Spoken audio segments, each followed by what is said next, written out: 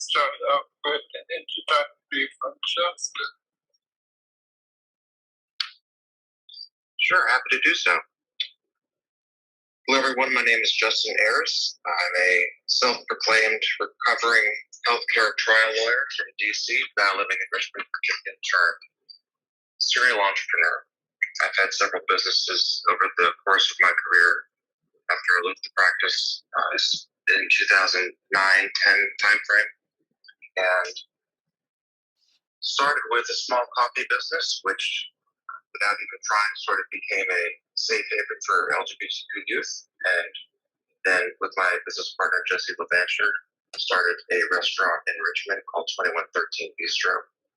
And that became a community hub for the LGBTQ plus community, as well as other artistic, culinary, and business groups.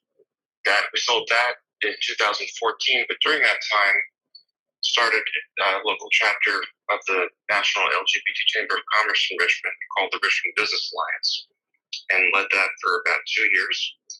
And stepped down from that, and when we sold our restaurant in 2014, started doing some work in the artistic space with the Virginia Opera and helping engage new demographics, and that really brought me back to the basics of what it is it means to really engage with people on the most fundamental level, and that's storytelling. So Jesse and I created Q Media in January of 2015. Our mission was very simple. It was promote equality through storytelling. We had no political agenda, bias, or any kind of messaging we want to get across. We want to provide a voice for people who had, prior to, no real voice outside of their own communities or perhaps even within them. And that evolved very rapidly. And that was a blessing for us because we got to create magazines, hold events, and hold the state's first statewide same-sex wedding show, even before marriage equality was law. Kind of trailblazer there, which is fun. And work with local and state officials to do everything from place a LGBTQ police officer liaison on the Richmond Police Department, which was a big step for our community, and even work with the Virginia Tourism Corporation as an appointed official by the governor to create a multi-year, multifaceted LGBTQ marketing campaign using the Virginia's for Lovers classic slogan that's been around for 50 some odd years, and added a rainbow heart to it and some more inclusive messaging at the grassroots and corporate levels. Worked with the Virginia Department of Health to create an anti-smoking campaign for the LGBTQ folks in the Commonwealth of Virginia.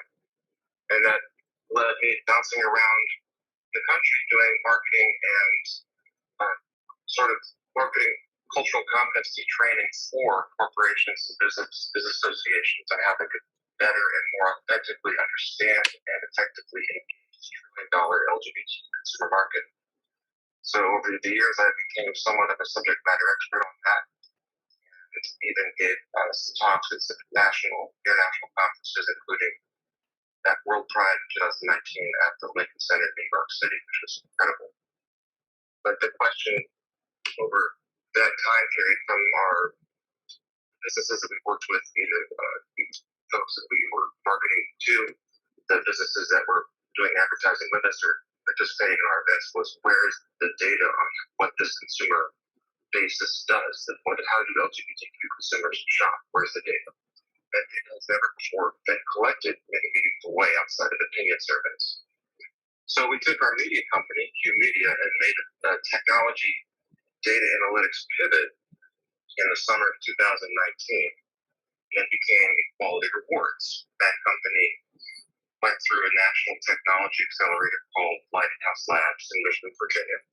And the purpose of that was to help businesses identify how to engage authentically with the LGBTQ market and help that market understand and identify what businesses were actively engaged with the community outside of Pride in June, so that they were inclusive throughout the year and not just rainbow washing their brand. So it was a win-win for both, using data as a way to make better informed decisions.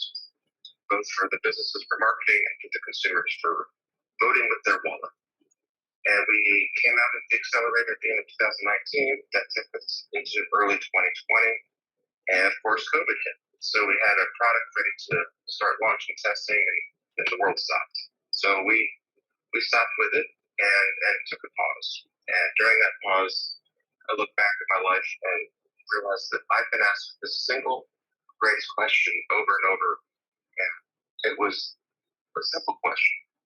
And it's probably because when you graduate from law school, you're called a counselor of law, but you're really a counselor of life. And that question was, where can I find a doctor where I can be myself, where I can feel that I'm being heard, I'm not being judged, there's no discrimination, I don't fear of any kind of retribution or reprisal for being myself.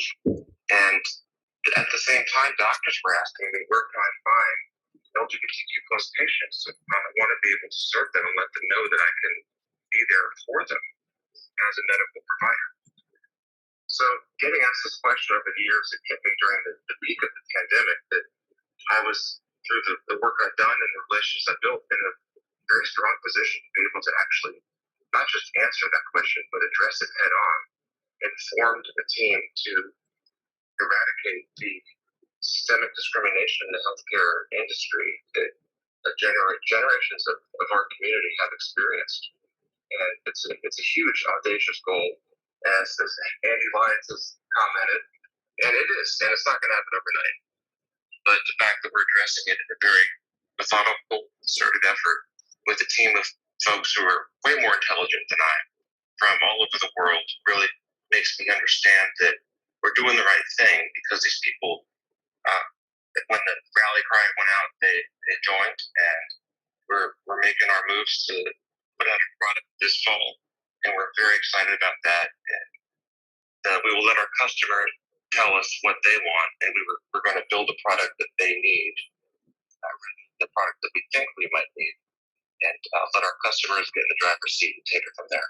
So we're very excited about that, and that's where we are today. And it's sort of this window between mid-August to mid-October when we're looking to launch, and it's a very exciting time and very stressful as well.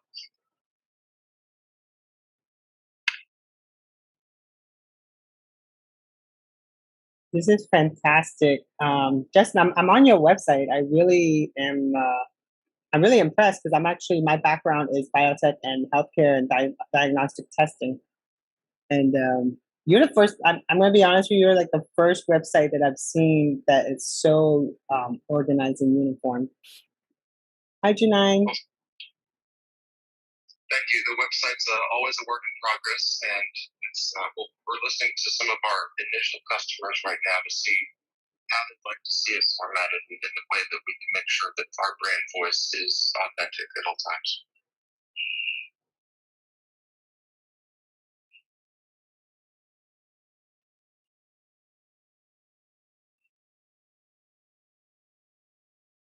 Brent, did you want to say something?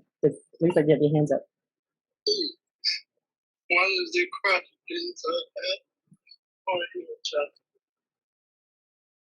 One of the ones you gave me, what made you want to start EqualityMD?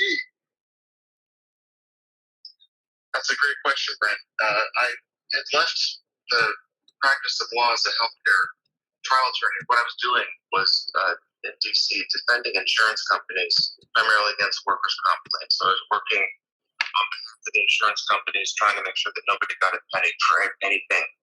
And I was very good at it. And whatever case I had, felt terrible about it most of the time.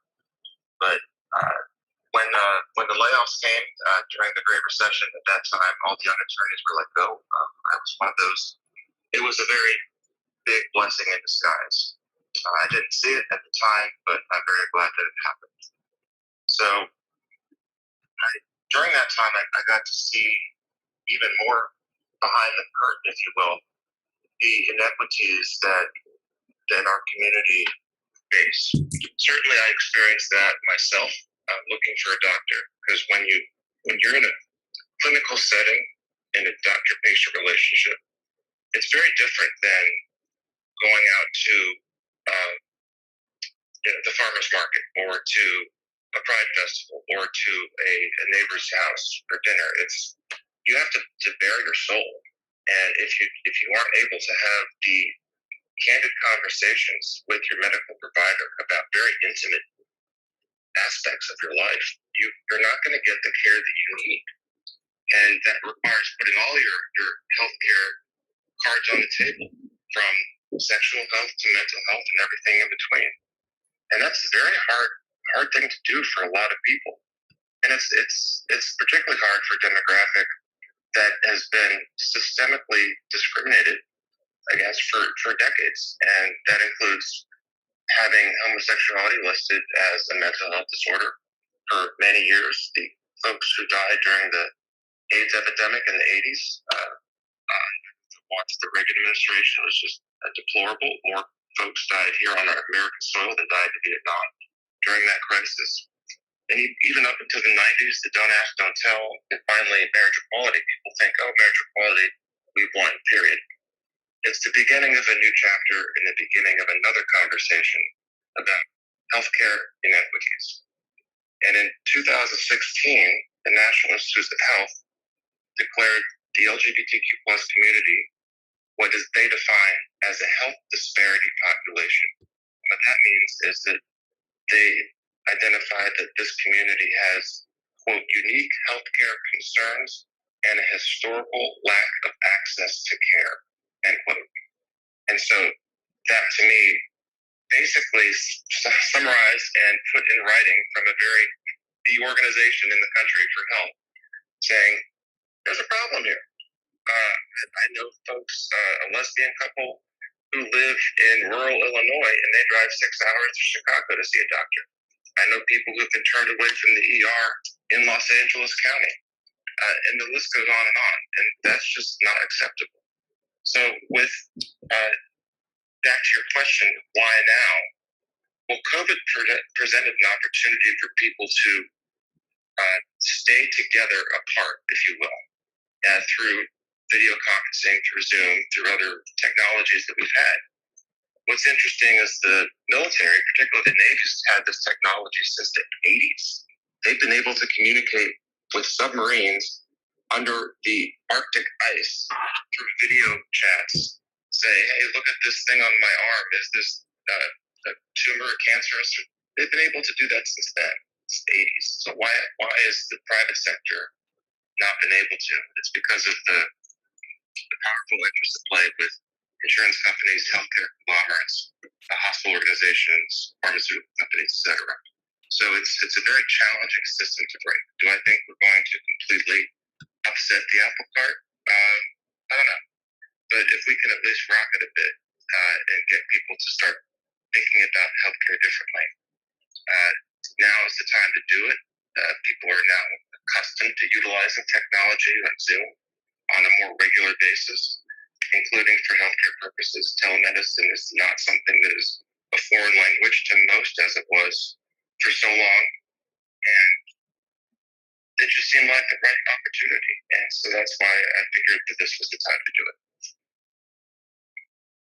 But it's also that trust piece around. Do you trust your doctor? And that's another great point.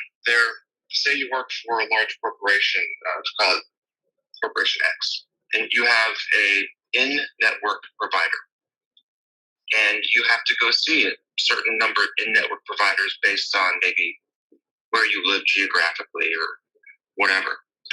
But you don't know if that in-network provider is going to understand or accept you for who you are, let alone create the safe space in which you can be yourself and feel comfortable being yourself, to have those very candid conversations in that very clinical environment.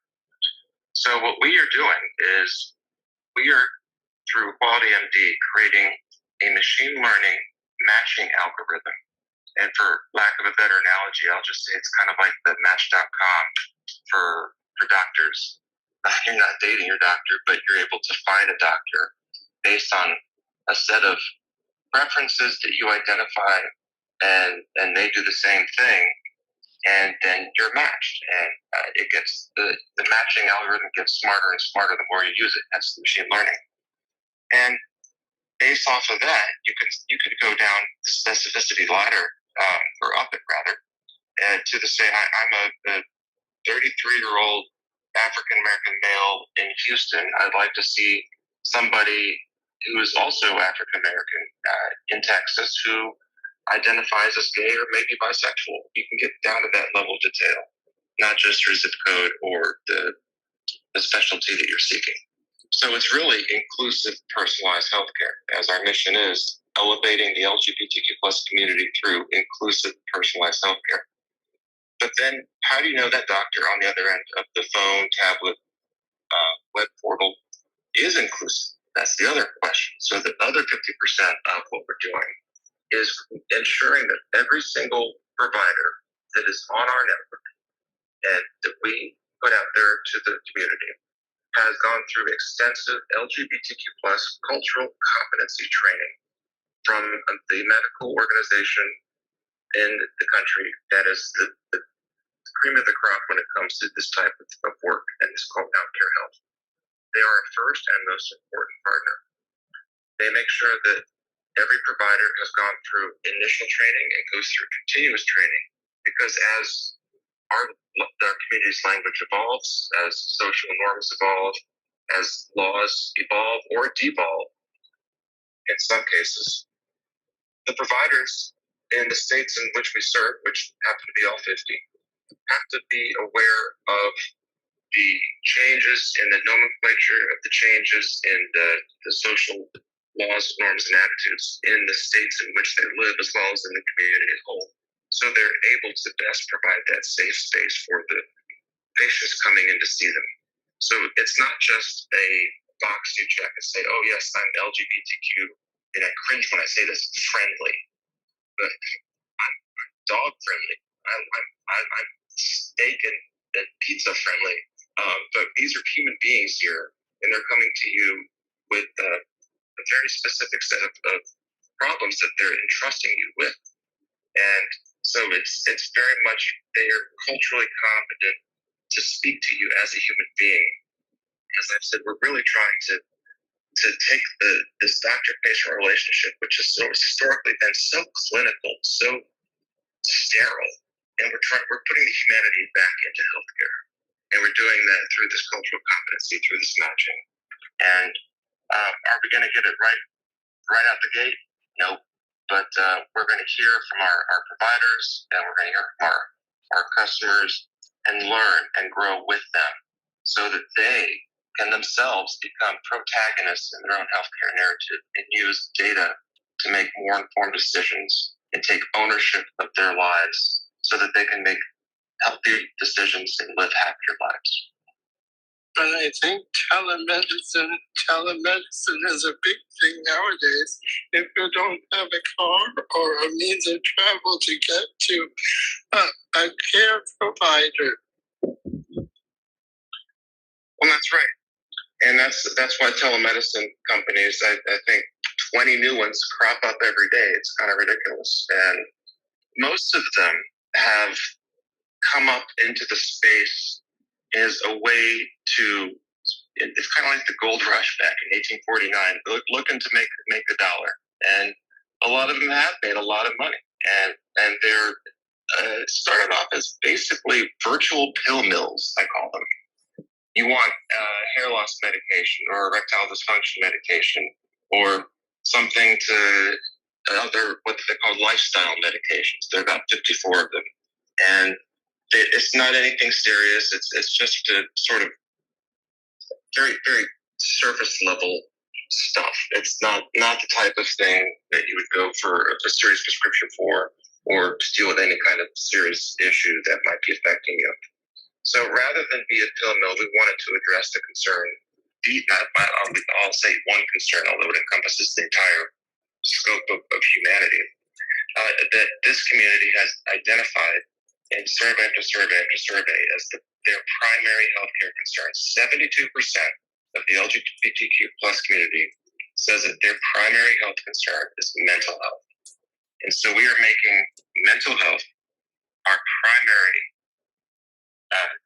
focus area when we launch. And yes, we'll be able to grow from there and offer different types of medication. But we want to listen to our community and provide them the services that they want, because mental health touches every other aspect of healthcare. And if we don't address that first, and others are tacking it on as an afterthought, that's not an afterthought. It is our primary concern. But yes, Brent, to your point, yes, people can't often access their healthcare providers, whether it be lack of access to transportation, or their providers that they feel comfortable with live 6 hours away or across the entire state, or they don't feel comfortable with these new variants of COVID coming out, going into a medical facility, and would rather stay home. Or, for example, they're young adults in college and they're not out to their families or to their friends or to anybody, but in the comfort of their dorm, or others in the comfort of their living room, or if they have to go to the comfort of their car just to sit there in silence and privacy. To be able to have that ability to communicate with somebody is absolutely critical. But it sounds the same too, like anything else, where they don't think about it till it's already created.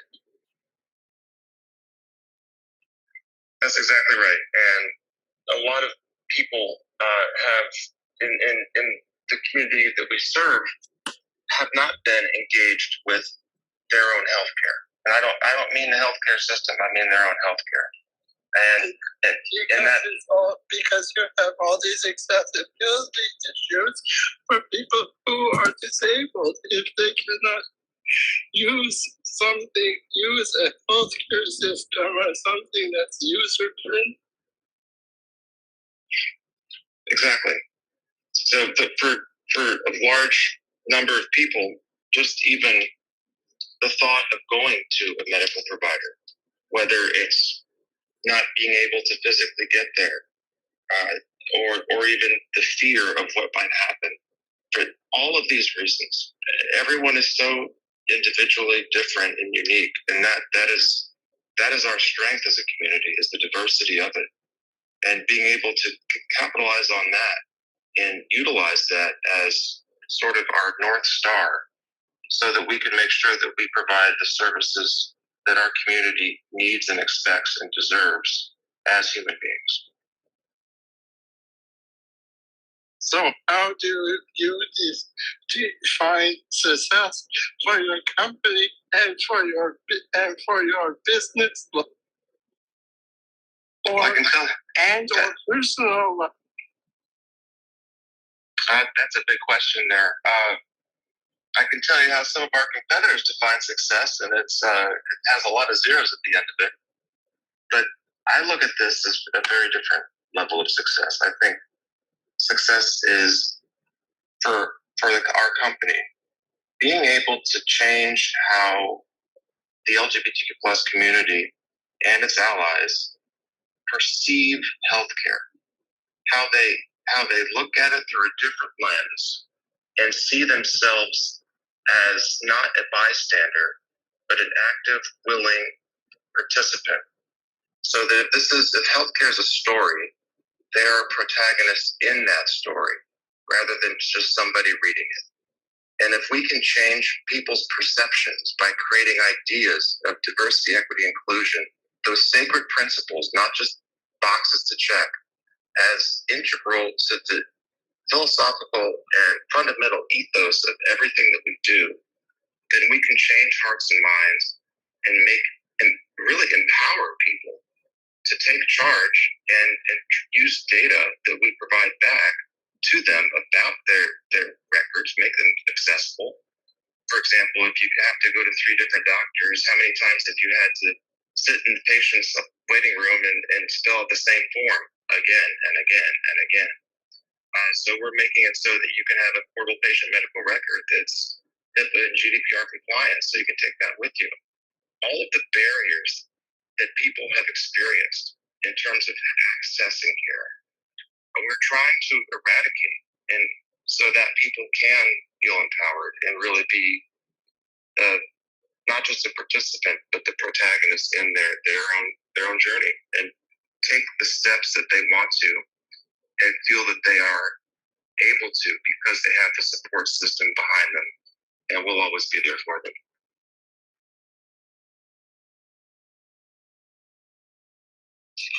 That makes total sense. My next question for you: where are you now in your company's development? Well, as with any good startup, we have our hiccups. I'll be honest about that. But that's part of the entrepreneurial journey. I was speaking with Andy a couple weeks ago, and she described it as a roller coaster. And I said sometimes you jump towards rock bottom, and rather than hit it, if you do it right, there's a spring down there. You can actually hit it and bounce back up. But you have to have fortitude to be willing to be a part of that ride, and it's a ride, I'll tell you. And what's the mission what's EqualityMD's mission? Our mission is to elevate the LGBTQ plus community through inclusive personalized healthcare. And the point on the roller coaster that we are on, it really depends on the day, if I'm being honest. No entrepreneur, I think, can say that we are definitively at this point, because you walk into the room and you're expecting to do one thing and find out you have to do 10 other things before you can get to that one thing. That's just the nature of the beast. So to your point earlier, where are we? We're in a good place. We have our product that is, we're testing with some initial users and testing with when I say users, I mean both onboarding patients and onboarding doctors, because it's a two-pronged approach, and making sure that there aren't as many. The bugs are all worked out, that the matching algorithm works, and these are doctors who have already gone through the your LGBTQ cultural competency training, so they're primed and ready, and these are going to be our biggest ambassadors for other medical professionals across the country in all 50 states. And the users, in turn, are also going to be our biggest ambassadors to other people in different communities across the country. So we're in a really exciting testing phase, and I can't wait to get back some of the results from our customers and our doctors so that we can make this a more user-friendly platform and showcase to the community and the world at large, because this is not limited to LGBTQ plus folks, that this is something viable. A quick story on that, when I say the world at large, I live in Richmond. I have a small town bank we use, and there's some sweet Southern women in there, traditional Southern women. Just picture them baking you a pie and come into your house and saying, bless your heart.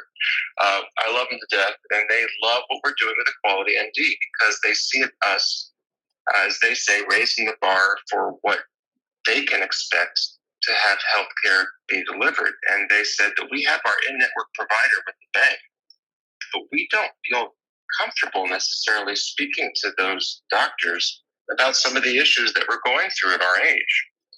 And we know that because of the higher standards you're setting through the personalized nature of the EqualityMD system, that we would like to sign up for EqualityMD, but we're not lesbians or bisexual. Is it okay if we join? I said, well, we wouldn't be inclusive personalized healthcare if we didn't let anybody join who wanted to.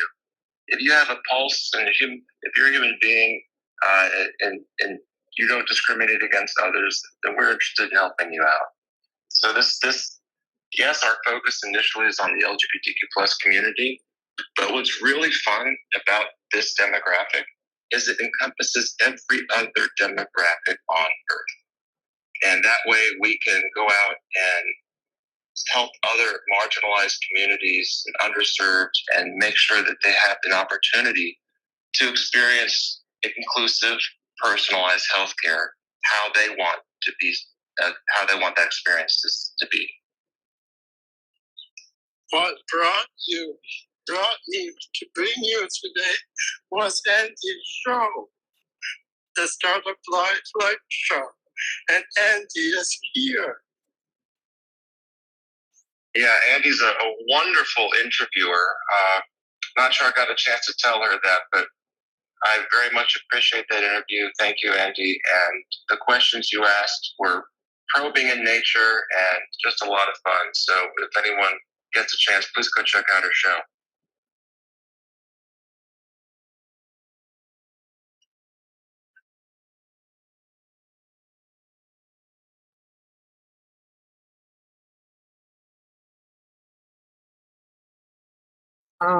Brent, did you want to open up for questions, or? But I kind of like wanted to ask Justin because I was looking at. Do you have any questions for Justin, Tanya?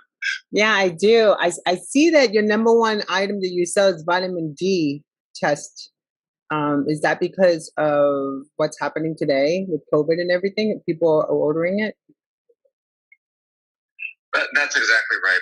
We the pivot happened during COVID because our community was disproportionately affected by COVID for a variety of reasons, and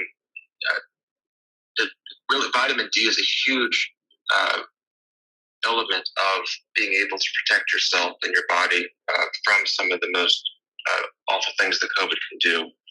And so, yeah, even when I go see a chiropractor once a week, and it's one of the things that is a question when I go into the office. In addition to have you been practicing social distancing? Have you experienced any COVID-like symptoms? Have you been taking vitamin D? And so I asked him about this, and suddenly we realized that medically speaking, vitamin D is a very powerful vitamin that people often forget about, and how it can help the human immune system. Now, I'm a doctor of law, not a doctor of medicine, but when I hear other doctors speak to the power of vitamin D, it seems to be a natural product that we can make available, at least initially, even before we launch. Another thing that we're going to have before we launch is we have a partnership with a subscription discount card company. I can't say which one at this point, but we're going to be issuing EqualityMD prescription discount cards, just our brand on it. They like what we're doing so much that they said, we're not even going to put our brand on it because you are speaking to us in a whole new level. In fact, we had a call with them last Friday afternoon at 4 o'clock. So they said, we have all these other elements from nutrition, grocery shopping, and the data we're collecting from the folks that utilize your card. And again, it's nothing personal data or anything like that. It's just more what zip code you're in and how you identify. And even the question came up as to what gender are you? And so we helped them navigate that question mark that they had. And they said, even that portion, say you identify as non-binary, for example, we don't have it in our system so that piece of data can communicate with other parts of our platform in any meaningful way, because the other parts of our platform, it's like speaking apples and oranges. So they are now taking this tens of thousands of person large corporation, a big pause, and going up to the C-suite level, the board of directors, and saying, how do we become the inclusive organization that EqualityMD is now telling us we need to be? To me, is a huge win. What are they doing? They're not just checking the box. They're doing hard work, and it's going to take years, but they are so happy to be doing it. We got them to even have that conversation. Another company we're working with does a variety of different testing kits, and they have I can't say which one it is, but they have, for lack of a better phrase, a male testing kit and a female testing kit. And what about those who don't identify as male or female? Why not have a non-binary kit? And they never even thought about that. And so they're now creating that for us with our branding on it, no co-branding, and they're making that available to everybody else. So we're already starting through our partnerships to change the way people talk about healthcare. And when you start changing the way you talk about it, you start to change perceptions. When you start to change perceptions, you start to change reality. And that goes back to the question of how do you define success? So yes, vitamin D took us back to how you define success, but that's how I love how these conversations evolve. I also I'm excited about discovering you because I work with doctors, a lot of doctors actually dealing with hormones and different things, but then I have become friends with different people looking for doctors who understand transition and, you know, especially transgenders when it comes to health. And I researched. I was looking at your website. I'm glad to know that you offer. So you offer those services if somebody is looking to transition or at least have some type of conversation with an MD that understands that. Absolutely, it's part of certainly the LGBT plus community includes those who are have undergone gender affirming therapy. Medically, it's hormone replacement therapy, but better phrased as gender affirming therapy, or are going through the process, or even just thinking about it. But being able to have those conversations is absolutely critical. So we're making sure that that is a part of the community that we address in a way that's for medical professionals who are culturally competent and have experience in that space, because it is a very unique space, and it's not untypical for medical professionals who are even operate specifically within that space to maybe not even understand some of the language and nuances of the community itself.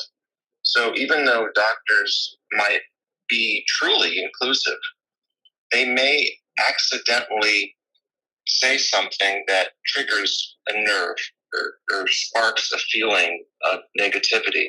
So that's why we make sure that everybody goes through these cultural competency training so that we limit the accidental aggressions that people feel and experience in such a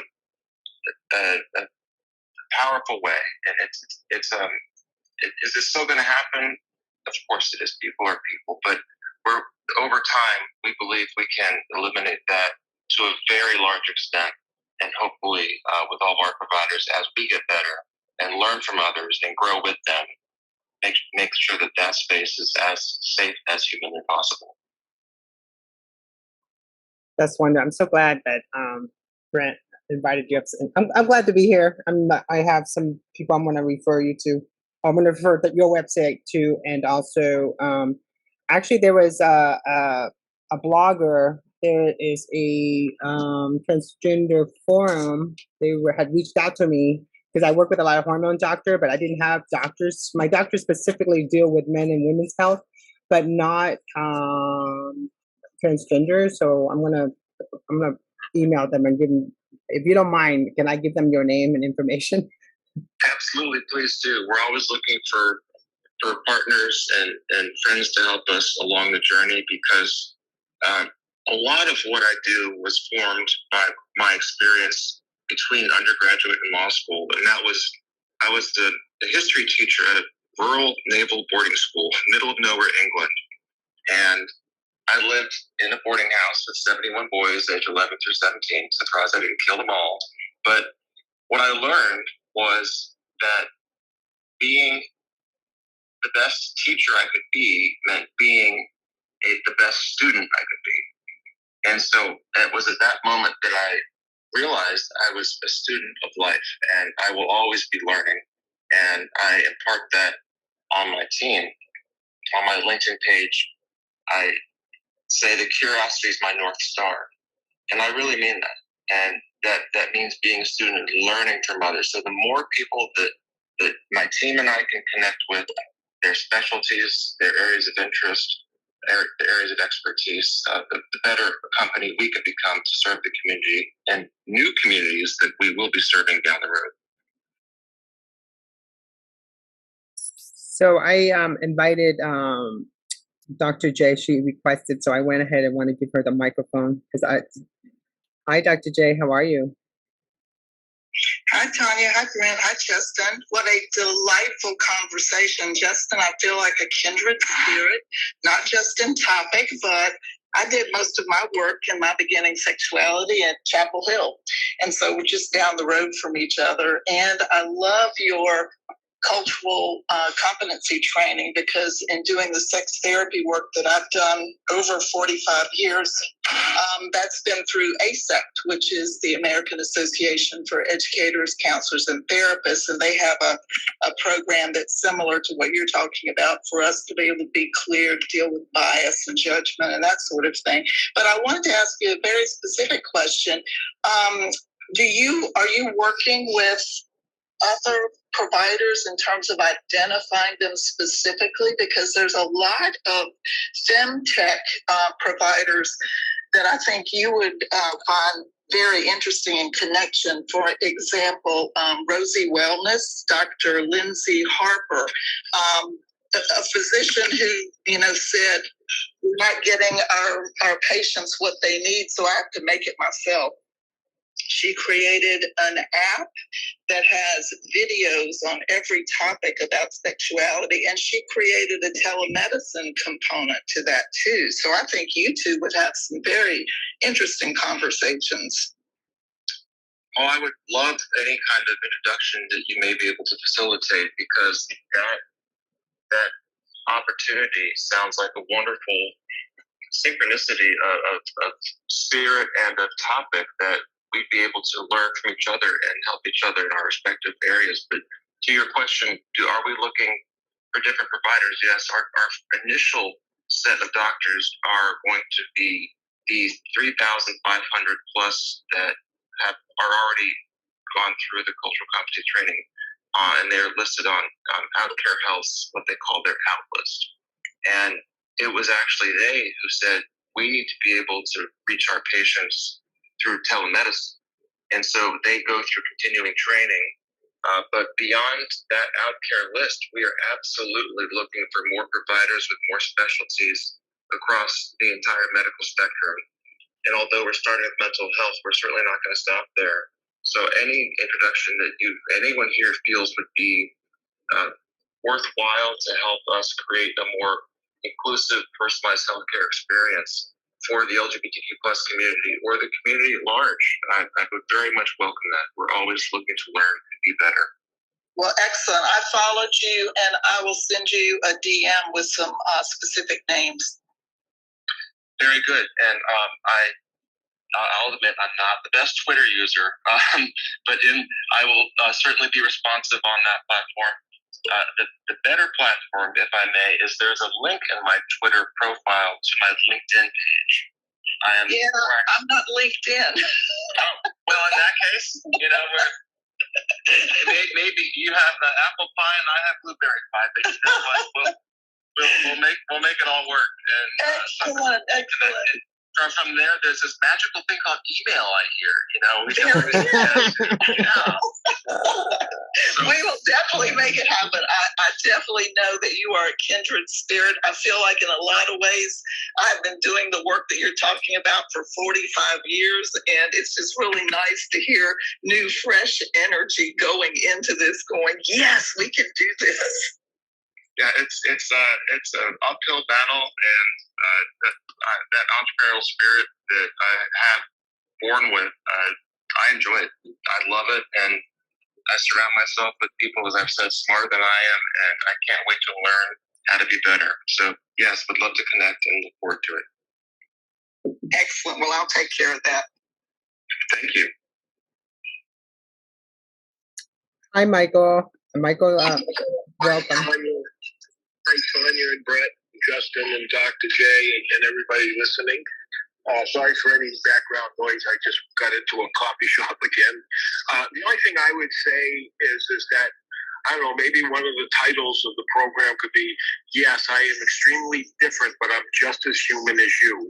So that this way here, people who may not understand the LGBTQ community they're already saying, okay, our lifestyle may be different than you, but we're still just as human and we have just the same kind of feelings and desires. Our sexual preferences may be different. Our ideas may be different, but so are your ideas different, and so are your habits different. But we have humanity as a common element. So I'm just thinking that maybe if somebody put something like that out, it would draw more people who are straight, like I'm straight, and I have a lot of friends that are part of the LGBTQ community, and I don't judge them at all. I think that they're really smart and nice people, but there are people, for whatever reason, they just don't understand it. And I'm hoping that if it's worded something like that, just maybe that will help. That's all I have to say for you now. It's an excellent point, and that gets to the point of having inclusive, personalized healthcare means everybody. And at the end of the day, we're all human beings. And it's the humanity that connects us. It's the differences that don't divide us, but make us stronger. And we certainly do not want to exclude anybody. And to make sure that they're going to be, as we grow and get some more marketing out there, because we're kind of in stealth mode right now as we do some testing, making sure that things work just from a technological standpoint.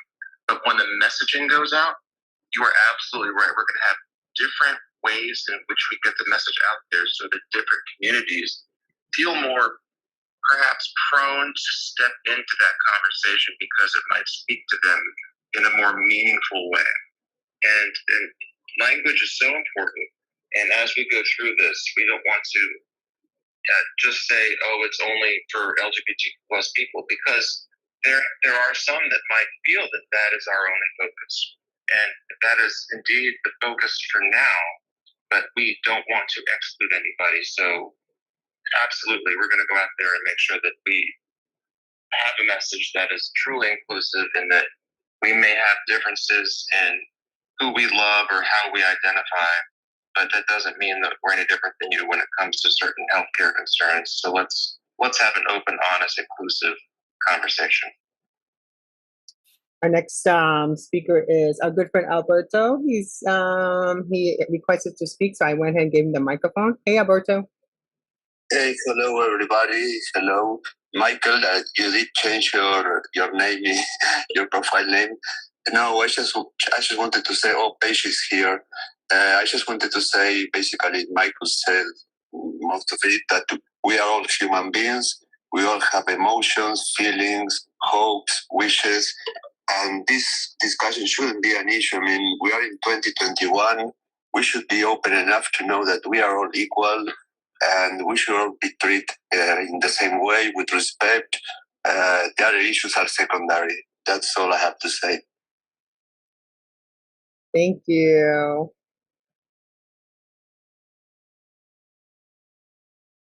Does anyone want to ask any questions or grab the mic? Brent, did you want to add something? I'd love to be able to invite you back for another discussion when your platform launches. Be more than happy to. And if anyone wants to be a guinea pig, just let me know. We're always looking for testers to. What's the quote from Bill Gates? That your most valuable customer is the one that tells you what's going wrong. And so that we want to make sure that we can learn and grow with our customers and make sure that we provide the experience that they want to have. So we'd be delighted. Thank you. That's wonderful. And I noticed you're hiring too. We are. The pace of our hiring depends on the pace of the investor checks it in the bank, as every entrepreneur knows.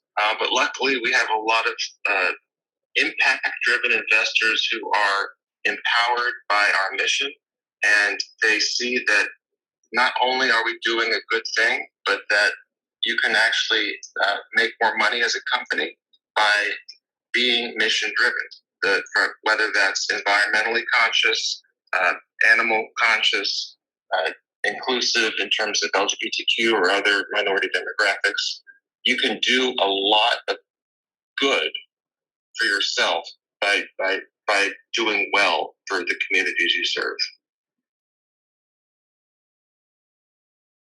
That's fantastic. Yeah, I'm looking forward. We'll be watching you closely, and we look forward for your next visit.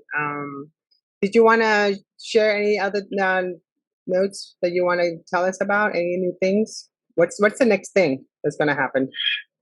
Well, I think a conversation with our chief medical officer, Dr. Dustin Nowalski. He's a clinical psychiatrist, and he's the founder of OutCare Health, the organization in Indiana that does the inclusive cultural competency training for the providers. I think having him with me would be able to add a layer of depth to the conversation from a more medical perspective that I frankly can't provide. The two of us, when the two of us have spoken at events online in the past, it's kind of insane and in a very good way and a lot of fun. So I would encourage you to invite him next, and happy to share his information so we can make that happen. Oh, that would be fantastic. That would be fabulous, because and it speaks to the closeness and importance of that partnership. That their founder is now our chief medical officer. So they are in this to win it because their community has expressed a desire to have telemedicine, and our community has expressed a desire to ensure that the doctors they see are culturally competent. So it's the perfect marriage. And when Justin and Dustin get together, watch out. It's just a lot of fun. I love your names. We call ourselves the Ustins. The Ustins. Oh my gosh, I love it. I love it. Oh, that's wonderful. So we have about 5 minutes left before we have to, because we want to be mindful for